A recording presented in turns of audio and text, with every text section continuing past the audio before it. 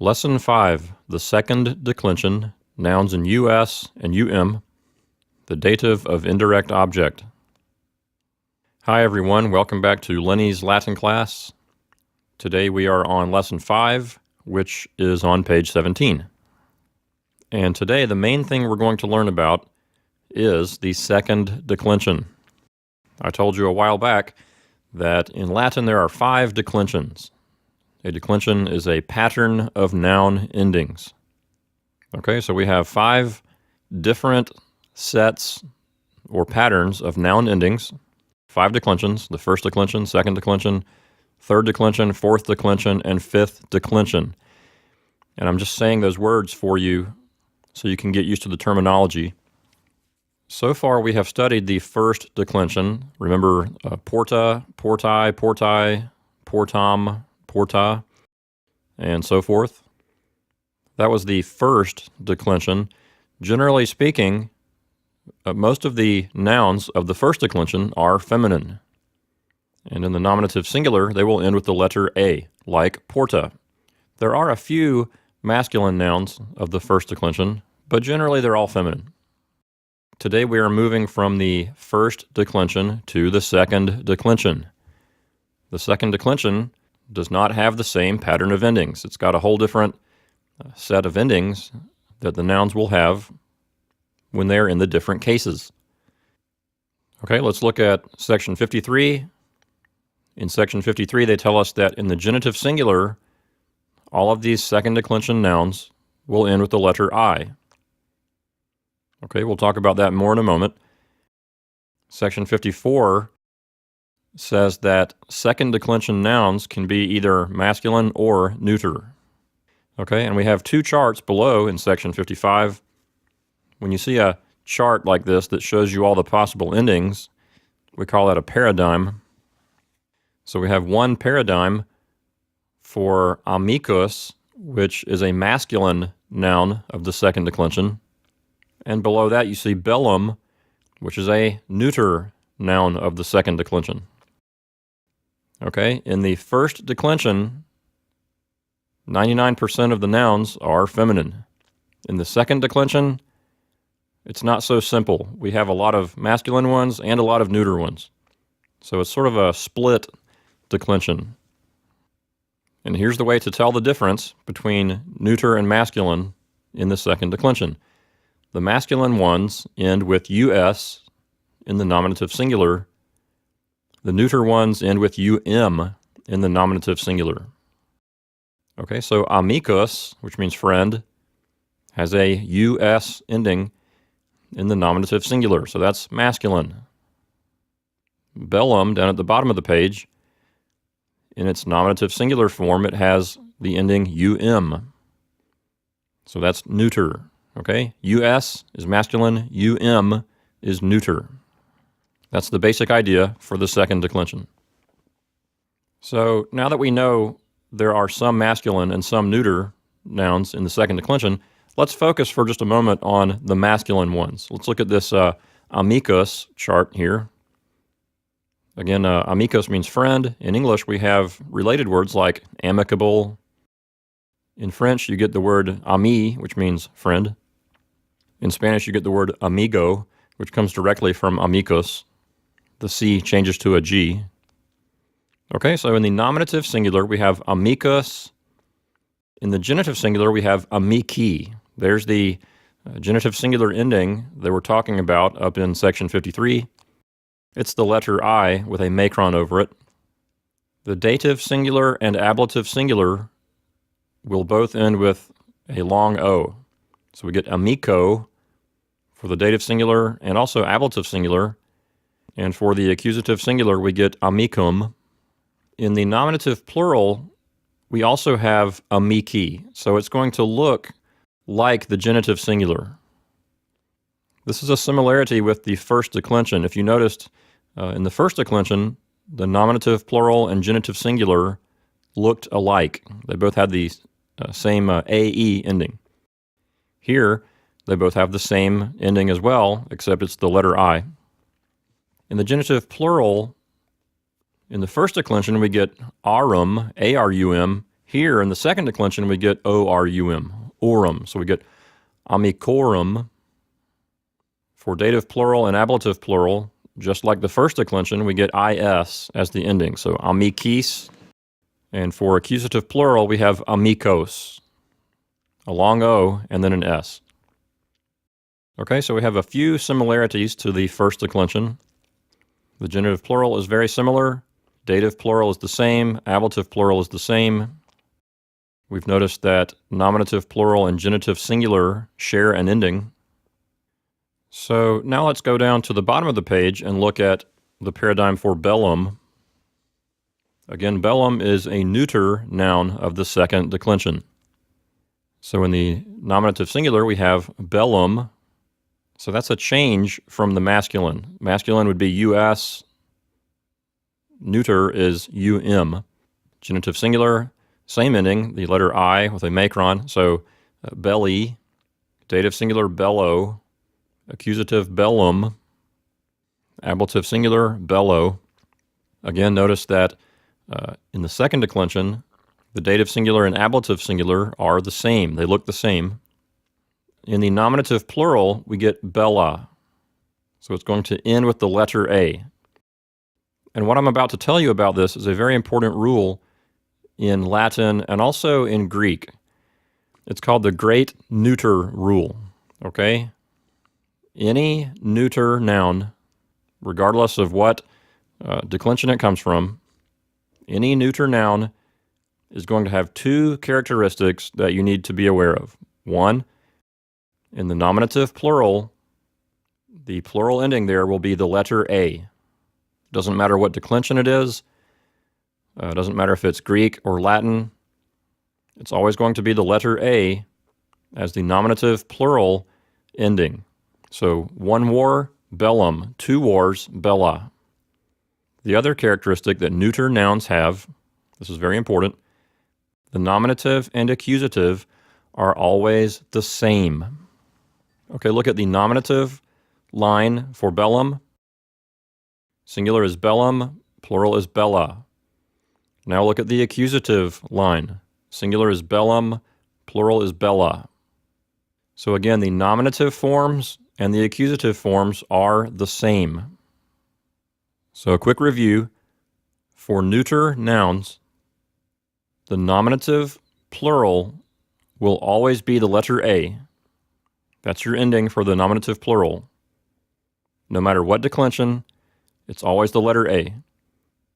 The other thing is that the nominative and accusative forms are the same forms. So this is an important concept to remember because this transcends declensions. This rule follows you throughout any declension and into Greek as well. If you ever study Greek, you'll see the exact same thing. Okay, so back to the chart, the nominative plural, bella, genitive plural, bellorum, we have the O-R-U-M ending again. Dative plural and ablative plural are the same, bellis, with the is ending. Accusative plural, bella. So whenever you learn a new noun in Latin, you need to try to remember the gender of it. Why? Because the gender is going to affect the declension of that noun, okay? Whenever you learn a new noun, try to remember several things about that new noun. One, what declension it comes from. Two, what the genitive singular is. Not only the nominative singular, but also the genitive singular. And thirdly, what gender it is. As I mentioned before, the genitive singular form is extremely important in Latin because for many nouns, the genitive singular form has a certain stem or base to it that we're going to use a lot in the future to form the different forms of that noun. So that concept is what you call the genitive stem. Okay, the genitive stem is found in the genitive singular form of a Latin noun. We chop off the ending of the genitive singular form and we're left with a stem or a base, which is called the genitive stem. That stem is very important for forming the different forms of that noun. You really need that genitive form. You need the genitive stem because you're going to use it to do things. That's why in Latin, whenever we learn a new noun, we learn the nominative singular and the genitive singular because we need both of those forms to fully know how that noun functions. Okay? So whenever you learn a new noun in Latin, learn what declension it comes from, what gender it is, what the nominative singular is, and what the genitive singular is. Those are really important facts you need to know about any new noun that you encounter. Let's move on now to section 56. Turn the page to page 18. And here in section 56, the authors of the book are talking about second declension nouns that end with ius or ium. Now, you already know that in the nominative plural, a masculine noun of the second declension is going to have the ending I, and also in the genitive singular. Okay, so what happens if you have a noun that ends with ius? For instance, filius or imperium. What will happen here is in the nominative plural, you're going to get two I's in a row. So the plural for the word filius, that is the word sons, would be filii. It's a little awkward to say, but that's what you get. You get filii. And then in the genitive singular, you could get the same thing. You could get of the son being filii, but sometimes those two I's get truncated down to just one I, and you get filii. So let's read along with what they're saying here.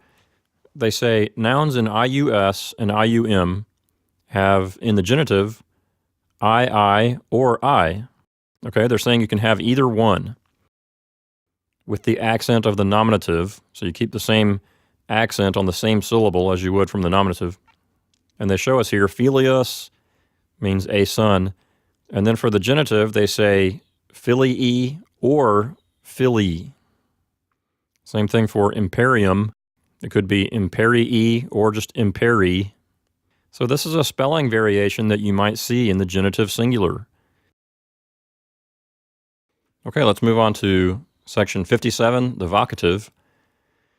The vocative case is a case just like the other cases, you know, nominative, genitive, dative, blah, blah, blah. The vocative case is the case that a noun is in when you are directly addressing it, when you're calling out to someone, calling out someone's name, shouting towards someone in the street, hey, you over there. That's the vocative. So a second declension noun that ends with us, if you're calling out to that particular party, it changes the ending to the letter E. So if you see a friend and you call out to him, friend, in Latin that would be amicae. If you see your friend across the street and you want to call him, you don't say amicus. Instead, you use the vocative because you're directly addressing him. You say amicae. If the noun is one of those nouns that has an I at the end of the base, like filius and imperium, those don't take the letter E.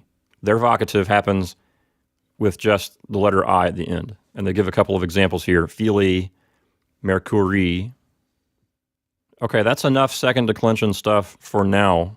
There's more to know about the second declension. There's more stuff to know about stems, the genitive, a couple of different variations you can find in the nominative. So we're going to talk more about the second declension later. But for now, that's enough. You get the basic idea about the second declension. So let's move on now to section 58 and look at our vocabulary. First, we have a feminine noun of the first declension, philia. The genitive singular is filii, and that means daughter. We have, in English, the word filial, which means related to being a son. So filius and filia are the same. It's just one's masculine and one's feminine. So if you're fulfilling your filial responsibilities, that means that you are fulfilling your responsibilities as a son or daughter. So again, filius and philia are the same. Philia will take the endings of the first declension. Filius will take the masculine endings of the second declension. Philia, the word for daughter, is a little bit irregular because in the dative plural and ablative plural, the ending ends with bus. So you get filiabus for the dative plural and filiabus for the ablative plural. And as you can see in the note, the reason for that is to be able to tell them apart. If you see the word filiis, you know that it's a form of filius, son. If you see filiabus, you know that's the word for daughter. Okay, moving on. Amicus, we've covered that already. It means friend. Here's an important one. Equus. This is a masculine noun of the second declension. The genitive singular is equi, and it means horse. We have lots of related English words like equestrian. Next is legatus, legati, a masculine noun of the second declension. That means lieutenant or ambassador. Now you might be wondering, how can a word mean two things that seem so different? A lieutenant and an ambassador both seem at face value to be very different things. So why would that one word mean those two things? And the basic idea here is that a legatus is someone that you have entrusted with the job of taking your place if you're not there. That is, doing something on your behalf or in your place. In Latin, there's a verb, lego, and it means to entrust someone or to send someone as an envoy. So that's what the word legatus really means. It means a person who has been entrusted with something. And a quick note about the word lieutenant. It comes from French roots. The word lieu in French, L-I-E-U, means place.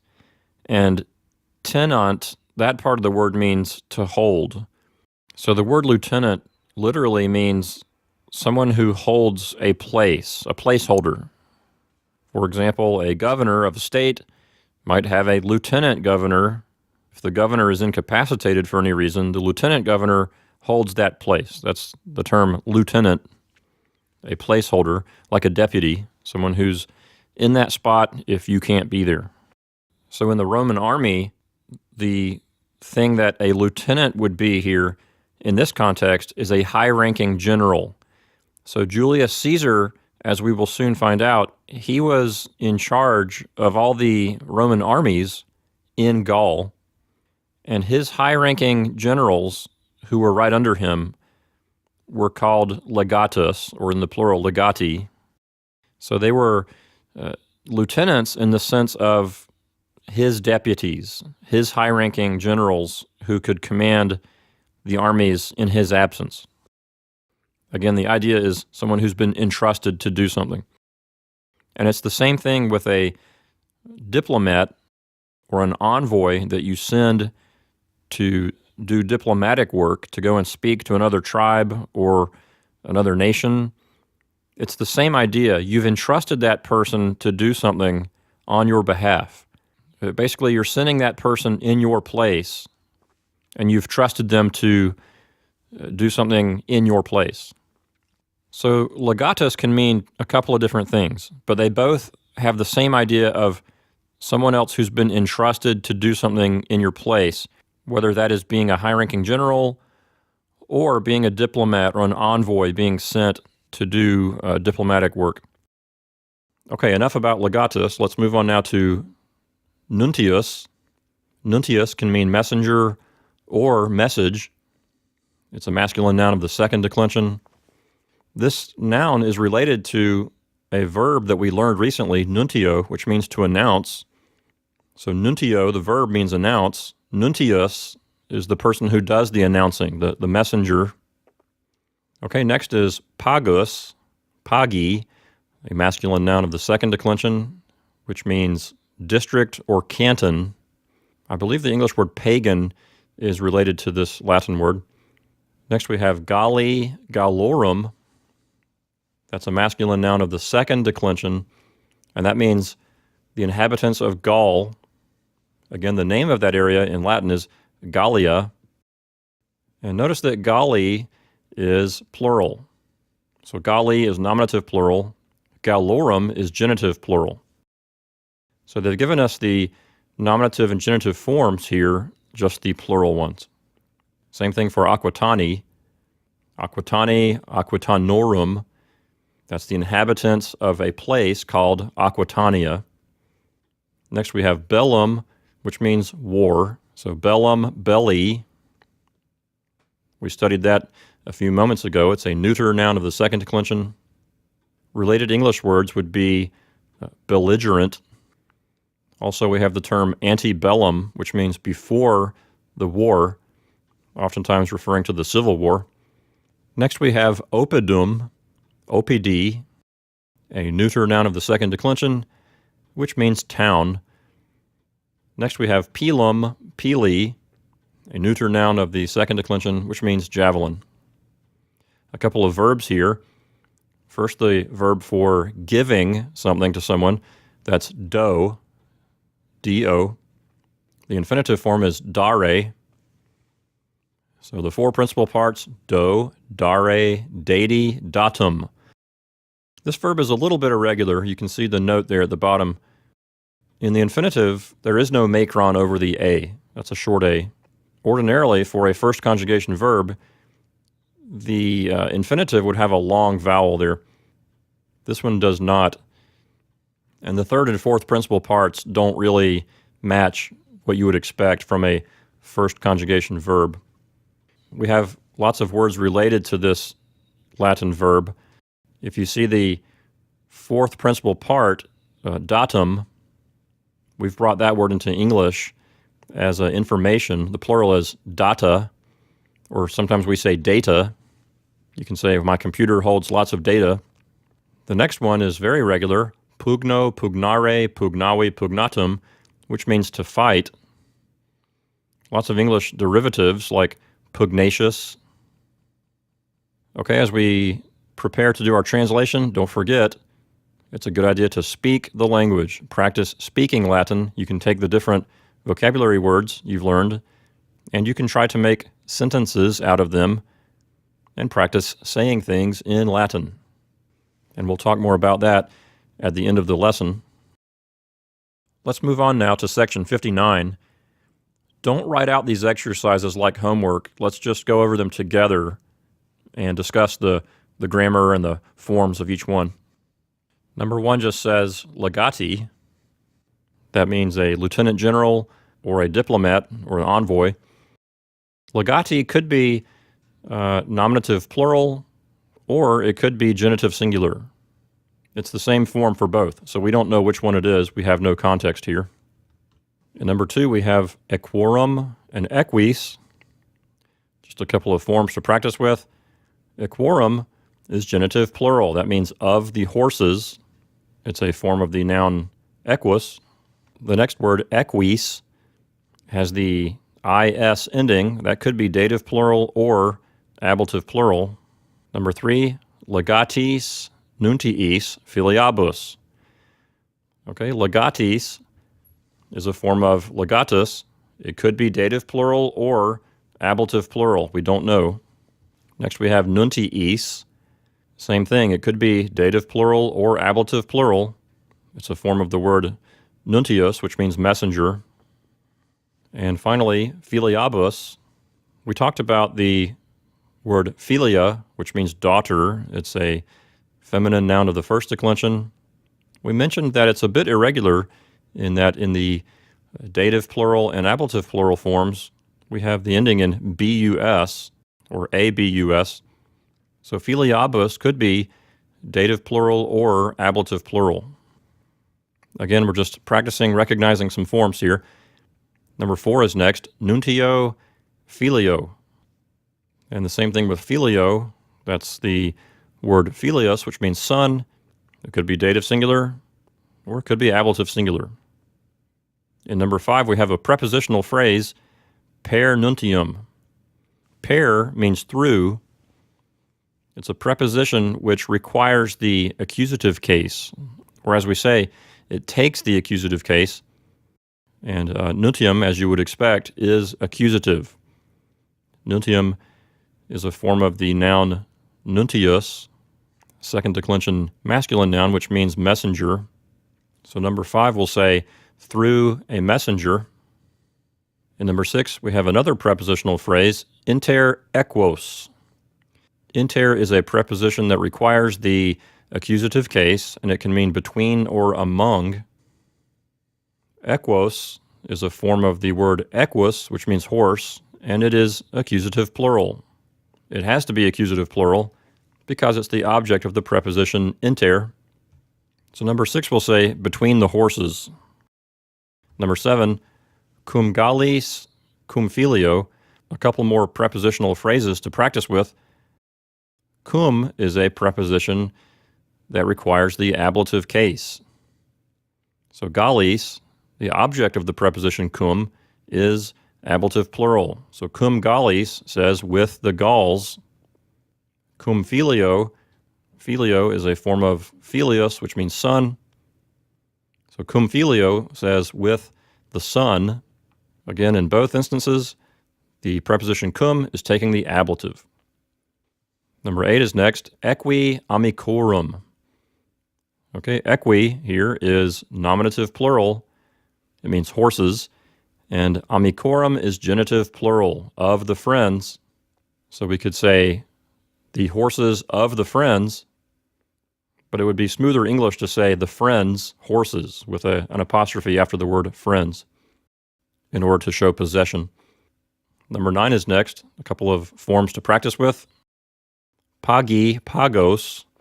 These are both forms of the second declension noun pagos, which means district. Pagi could be nominative plural or genitive singular. We don't know. Pagos is accusative plural. In number 10, a prepositional phrase, ad oppidum. Ad is a preposition that requires the accusative case. Therefore, oppidum, the object of the preposition, is in the accusative. So ad oppidum says to the town. Number 11 is next, in oppida. A couple of things to know here. The preposition in is a two-way preposition. It can take the accusative or the ablative depending on its intended meaning. When in takes the accusative case, it generally means into. It can also mean against, but generally it means into. When it takes the ablative, it means in or on, as in on top of. So a key thing to know here is the gender and declension of the word oppida. What is it? What declension is it from? And what have I told you about that? Well, it's a form of oppidum, which is from the second declension, but it's neuter. And remember the great neuter rule. It's very important. Every neuter noun is going to have its nominative plural ending with the letter A. And every neuter noun has the same forms for the nominative as for the accusative. So oppida here is accusative plural. It's the object of the preposition in. Since in is taking the accusative, we're going to translate in as into. Okay, again, in here is taking the accusative.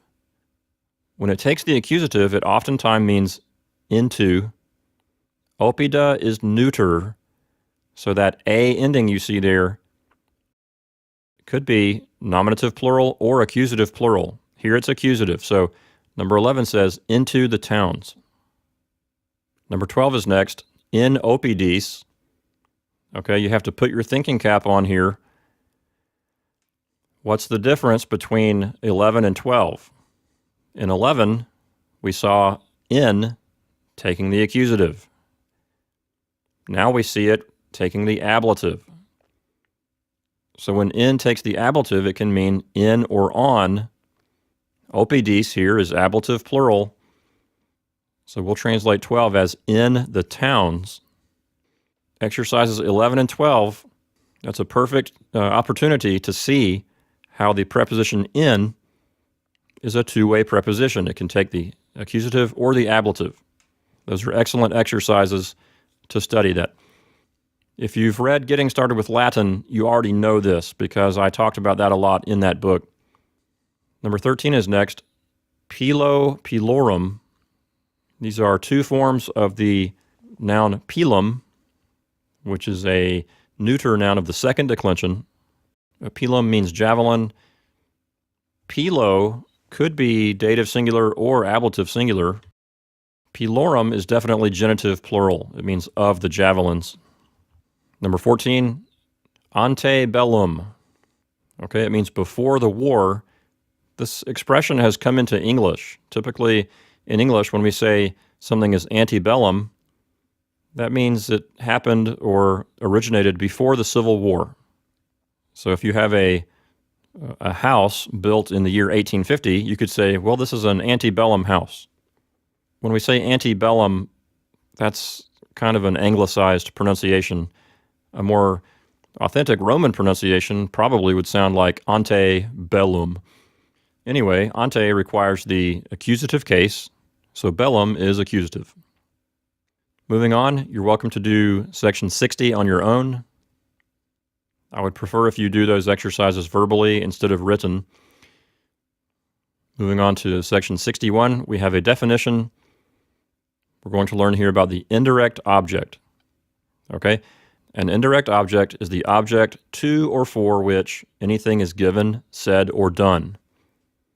Okay? In a sentence, the indirect object typically is the beneficiary or recipient in the sentence. And they say here in their definition, for which anything is given, said, or done. Okay, if you're giving something, the recipient of the thing is going to be the indirect object. If you're saying something, the person you're saying something to, that person is the recipient of your words. If you do something for someone, that party is the recipient of what you're doing. So when you think about an indirect object, think about the word recipient and the word beneficiary. So let's see this happening in Latin. In section 62, we have model sentences. In model sentence 1, we have legatus filii literas dat. Okay, the subject is legatus.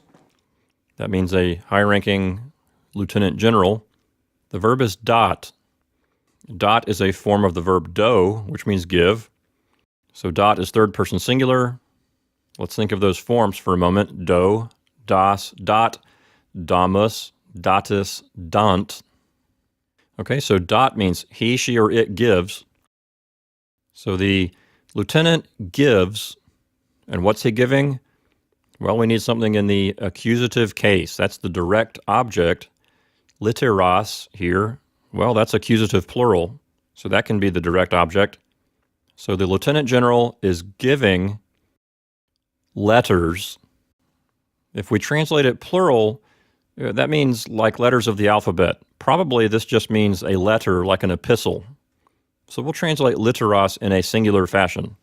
We'll say the lieutenant is giving a letter, and now we have the word filii. What is filii doing here? It could be nominative plural, it could be genitive singular, or it could be dative singular. It could be any of those three things. How do we know which one it is? Well, we have to look at the context.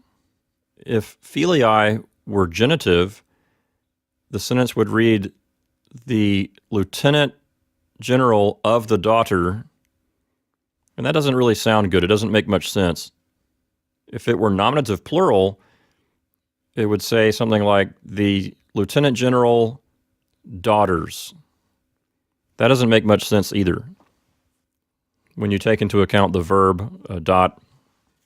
But if it's dative singular and the letter is being given to the daughter, that makes perfect sense because filii could be dative singular. So what we get is the lieutenant is giving a letter to the daughter. Okay, so what we have here is the dative case in Latin is the case that the indirect object needs to be in. The indirect object is the recipient or beneficiary in the sentence. Here, filii is dative singular. Filii is the indirect object, the beneficiary or recipient in the sentence. In this case, the daughter is receiving a letter. Moving on, number 2 says, Belgae Gallis Victoriam nuntiant. The subject here is Belgae, and it's nominative plural. It means people of the tribe of the Belgians. So the Belgians nuntiant. Okay, the verb is nuntiant. That's third person plural. So the Belgians are announcing. So now we need a direct object, something for the Belgians to announce. And we have Victoriam. That is accusative singular. So it makes a great candidate to be the direct object. Okay, so what we have so far is the Belgians are announcing the victory. And then we have the word Gallis. What is Gallis doing here? Well, it could be dative plural or ablative plural. Most likely, it's going to be dative plural. Again, the dative case is the case in Latin that you use for an indirect object. The indirect object is the beneficiary or recipient in the sentence. Here, Gallis is dative plural, so the victory is being announced to the Gauls. So the sentence reads like this: the Belgians are announcing the victory to the Gauls. Okay, so in both of these model sentences, you've seen the dative case being used to represent the indirect object in a sentence, the beneficiary or recipient. Okay, let's move on now to our translation section. You've learned enough now that you can turn the recording off and translate the exercises, write them out on paper on your own, and when you're done, turn the recording back on, and we'll go through them together. Okay, hopefully by now you've finished your homework. Let's examine section 64 together. Exercise 1 says, Amicus legato equum dat. Okay, the subject is amicus, which means friend. That's nominative singular. It's the subject of the sentence. The verb is dat. That's the verb do, which means give, and it's third person singular. So amicus and dat together will say the friend gives, or the friend is giving. We need a direct object and a recipient, someone to give it to. So equum is accusative singular. It means horse. So the friend is giving the horse. And then finally we have legato. It would be very convenient if legato could be dative, because then it could be the recipient. And that's what it is. It's the indirect object, the beneficiary or recipient in the sentence. So legato is dative singular. So number 1 will read like this: the friend is giving the horse to the lieutenant general. Number 2 is next. Filiis et filiabus legatorum equus dant. Okay, it would be nice if we could find the subject first. As we look at filiis and filiabus, the first thing we notice is that those words cannot possibly be the subject of the sentence. Filiis is either dative or ablative. Same for filiabus. Filiabus is either dative or ablative. So those words cannot be the subject of the sentence. Legatorum is genitive plural. That cannot be the subject of the sentence. Equus is accusative plural. That absolutely cannot be the subject of the sentence. In order to have a subject of a sentence, you need a noun in the nominative case. We do not have that here, so we need to use the pronoun included in our Latin verb. Our verb here is dant. That's the form of the verb do, which means give. Let's review those forms real quick. Do, I give. Das, you give. Dat, he, she, or it gives. Damus, we give. Datis, y'all give. Dant, they give. And that's what we have here. We have dant, which means they give. We do not have another word in the sentence to be the subject, so we're going to make use of the word they, the pronoun that comes with the Latin verb here.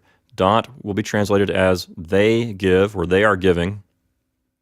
None of those other nouns were candidates for being the subject of the sentence. That's a very important concept for you to know. Okay, so the subject is they, the verb is give, or are giving, and the direct object here is equus, that's horses. So they are giving horses. Filiis et filiabus, those are the recipients or beneficiaries of the giving, okay?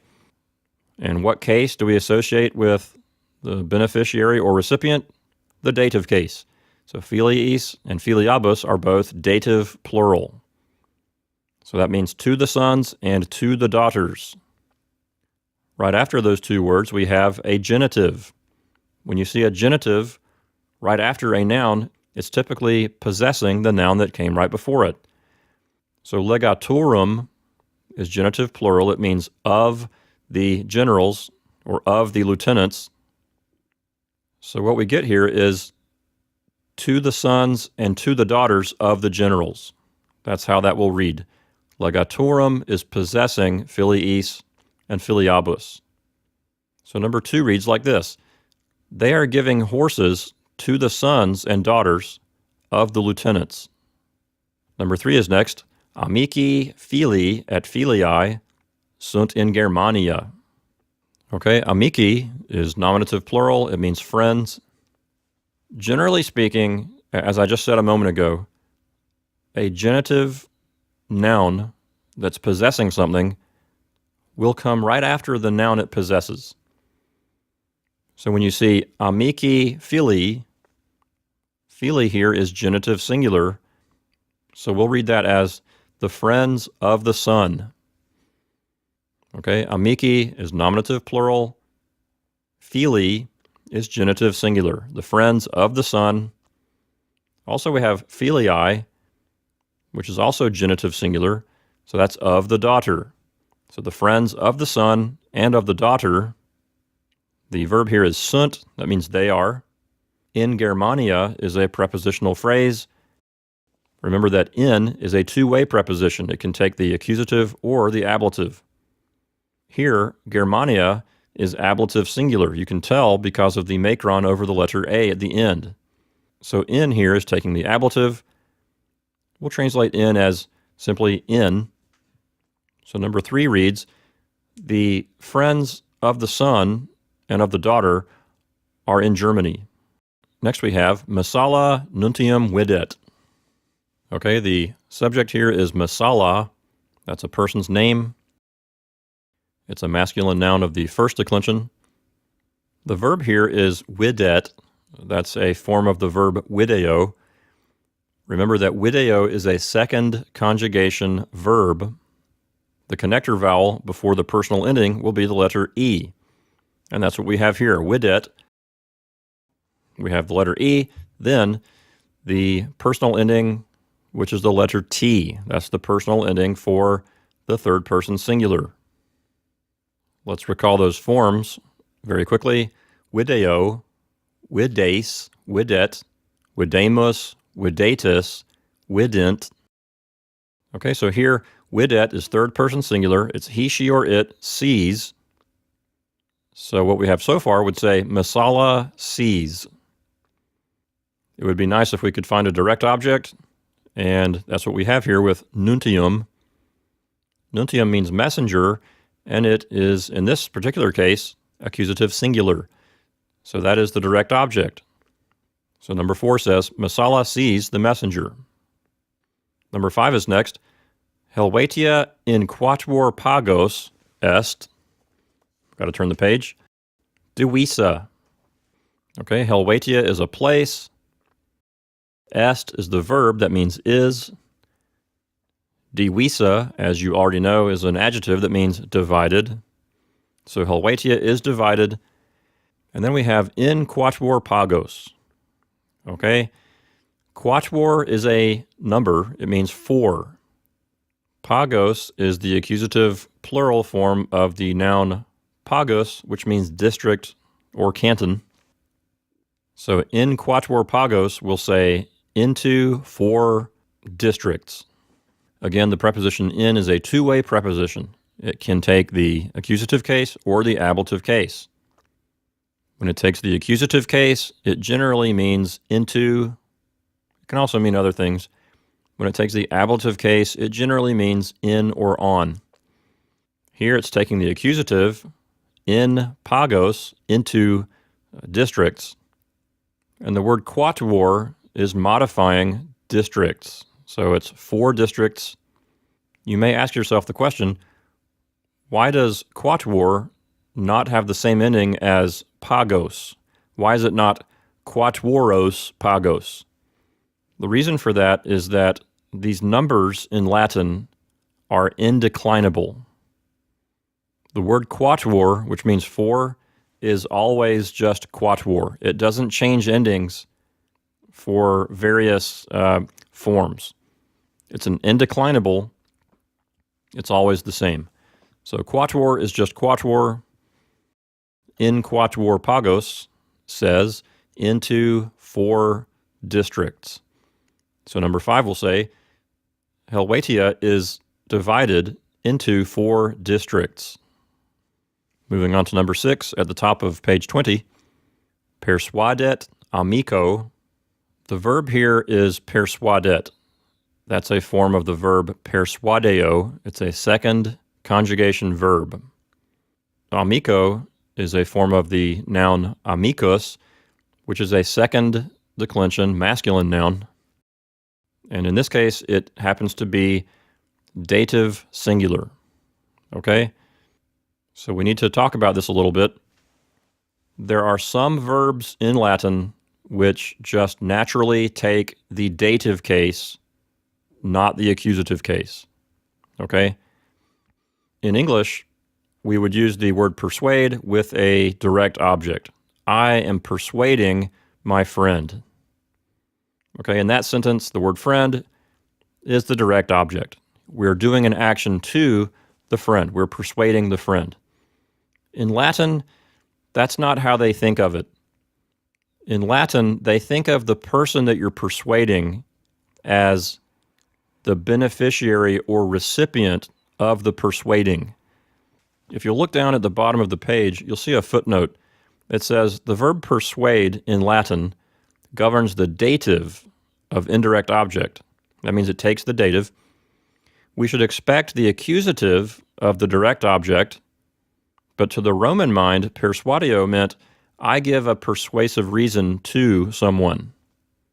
Okay, so in English, we think of persuading someone as an action that we do to that person. Therefore, the person is the direct object. For the ancient Romans, they didn't think of it that way. They thought of persuading as going along with the dative case. You're giving a persuasive reason to someone, and therefore it works with the dative because the dative case is going to show the recipient or beneficiary of the sentence. Another way to think of this is that oftentimes in Latin, a verb will take the dative case if the verb is intransitive.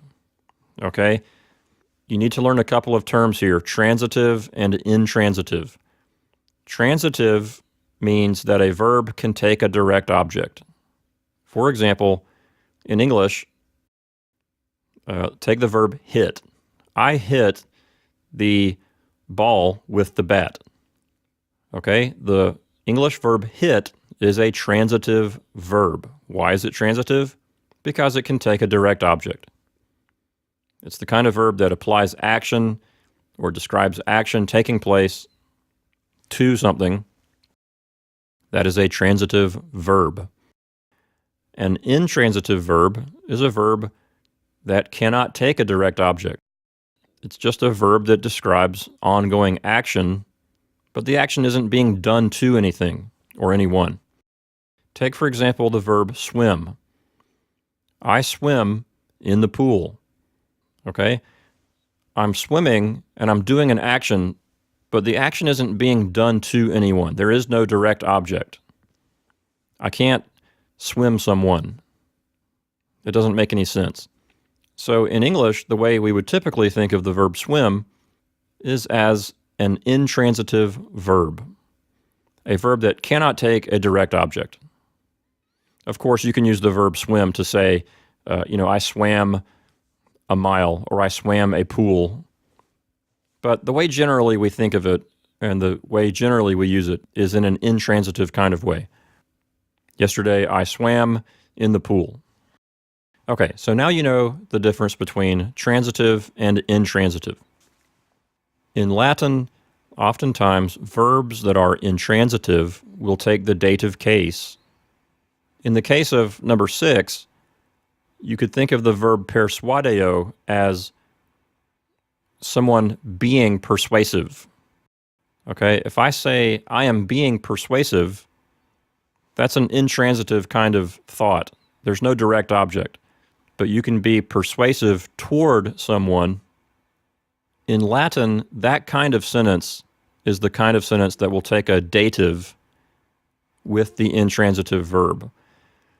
So there are two ways you could think of number 6. You could think of it as he, she, or it is giving a persuasive reason to the friend, or you could think of it as he, she, or it is being persuasive toward the friend.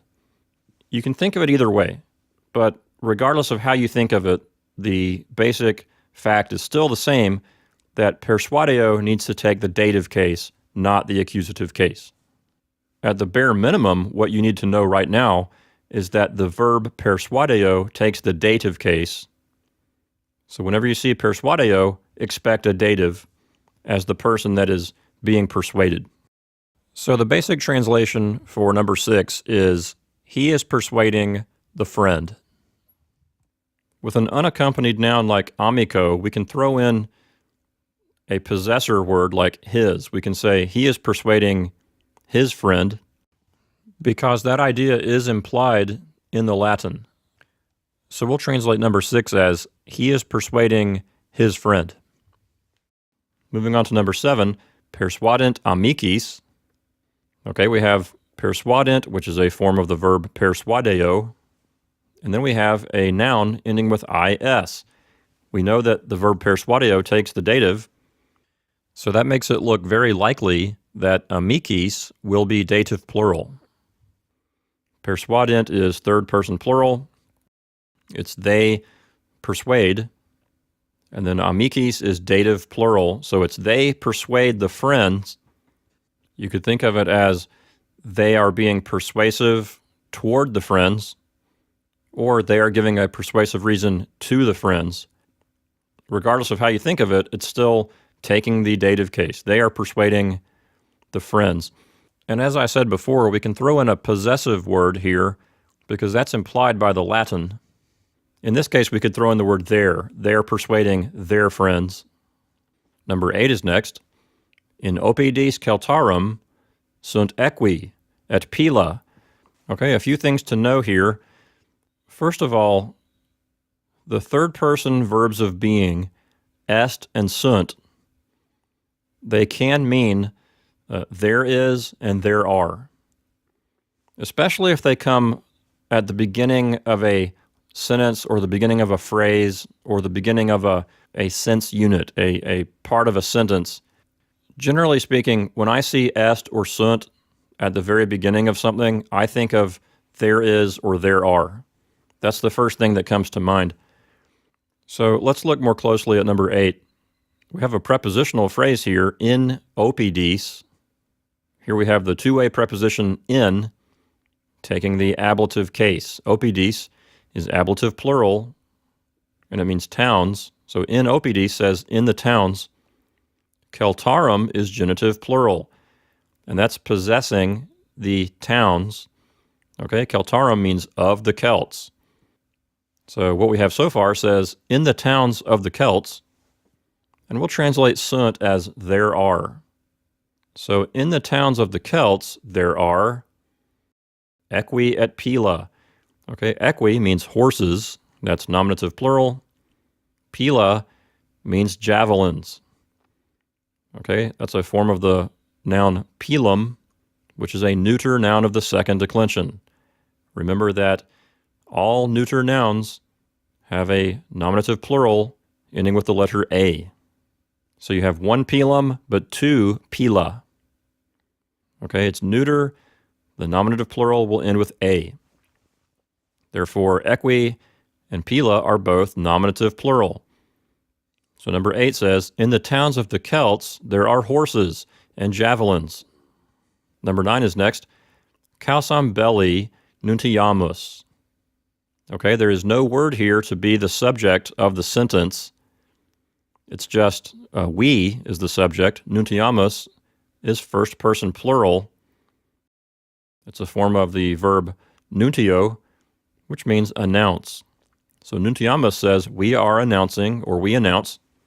It would be nice to have a direct object in the accusative, and we do have that here with causam.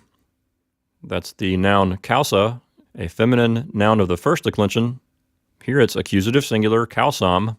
So we are announcing the cause, and then belli is genitive singular. So belli is genitive singular, and it's possessing causam. So causam belli says the cause of the war. So number 9 altogether will say, we are announcing the cause of the war. Okay, that brings us to the end of this lesson.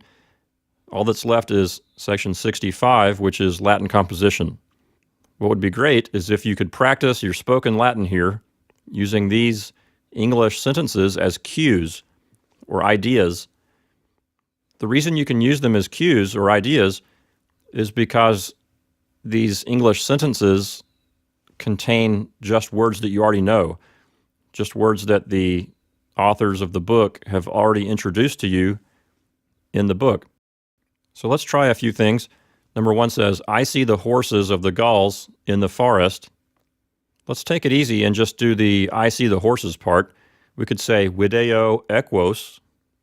Video is first person singular. Equus is accusative plural. It's the direct object, so you need to make it equus. So I see the horses, video equus. If you wanted to say of the Gauls, you could say Gallorum. So video equus Gallorum in the forest would be in Silva with a macron over the A. Looking at number 3, we have the lieutenant subdues the Aquitani. The lieutenant would be legatus. For the verb subdue, we would need the verb paco. You could put it in the third person singular and say pacat. So legatus pacat. Aquitani would be the direct object, so you'd need to make it aquitanos. So legatus pacat aquitanos. You could practice with the genitive case. In number 4, you have the sons of the lieutenant. You could say filii legati, the sons of the lieutenant, and so on and so forth. Number 6, we persuade the Gauls. Don't forget that the verb persuadeo takes the dative, so you would say persuademus Gallis. You need to put the dative case along with persuadeo. Looking back at our vocabulary section in section 58, we could make up maybe a few more sentences. Like with the verb give, you could say do pilum, I'm giving a javelin. If you wanted to give more than one javelin, you would need to say pila, because it's neuter. So do pila, I'm giving javelins. To the sailors would be nautis, right? Dative plural. Do pila nautis, I'm giving javelins to the sailors. Do equus nautis, I'm giving horses to the sailors. You could say pugno Gallos, I'm fighting the Gauls. Pugnamus Gallos, we are fighting the Gauls. You could use nuntio and say nuntio Bellum, I am announcing the war. You could practice with various prepositions. The goal here is to speak the language, take the words you know, and practice saying things with the words you know. Close your eyes, say a sentence, and picture in your mind what's happening in the sentence so that you're connecting the words and the pictures directly. without an English intermediary. If you make mistakes, it's okay. Just keep practicing, and eventually you will improve. A couple more examples before we go. Pagus est in Helvetia. The district is in Helvetia. Galli sunt in Helvetia. The Gauls are in Helvetia. Est bellum in Helvetia. There is war in Helvetia. In Helvetia sunt pila. In Helvetia there are javelins. Filia legati est in Aquitania. The daughter of the lieutenant is in Aquitania. Okay, so I'm giving you lots of examples here of different sentences that you can make up. Make up your own. Take the examples I've given you and just verbally make up sentences and say them. They can be silly sentences, they can be serious sentences. It doesn't matter. What matters is that you say things in the language and you begin to form a connection with the language. Okay, that's it for this lesson. Thanks for listening, and we will see you next time in Lesson 6.